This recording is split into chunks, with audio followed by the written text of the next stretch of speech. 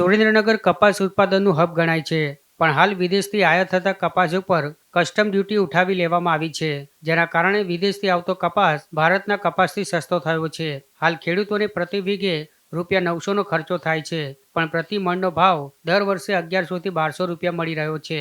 ત્યારે ચાલુ વર્ષે સરકારના નિર્ણય બાદ કપાસના પૂરતા ભાવો ખેડૂતોને નહીં મળે તેવા ડર સાથે ખેડૂતો ઊભા પાકમાં ઢોર મૂકી દેવા લાગ્યા છે અને ટ્રેક્ટર ફેરવવા લાગ્યા છે. આમ સરકારના નિર્ણય સામે રોષ જોવા મળી રહ્યો છે. સરકારે જે નિર્ણય કર્યો એક બહારના કપાસ જે અહીંયા આવે એના ઉપર 11% જે ડ્યુટી અત્યાર સુધી ચાલુ હતી એ ડ્યુટી નાબૂદ કરી. એના હિસાબે હવે બહારનો કપાસ ગુજરાતમાં આવશે તો ગુજરાતના કપાસનો કોઈ ભાવ જ નહીં મળે. આમે આ વર્ષે ઓછું ઉત્પાદન છે, ગયા વર્ષે પણ ભાવ નહોતા, તો 1000-1100 કે 800-900માં કપાસ વેચે ખેડૂત, એના કરતાં તો હવે ખેડૂત છે ને એના ઉપર હળ ફેરવી નાખે અથવા ઢોર ચરાવી દે એ બેટર રહેશે. સરકારનો આ નિર્ણયથી ગુજરાતના ખેડૂતોને જોરદાર નુકસાન થવાનું, એમાં કપાસ પકવતા ખેડૂતો આ નિર્ણયથી ખૂબ દુઃખી છે.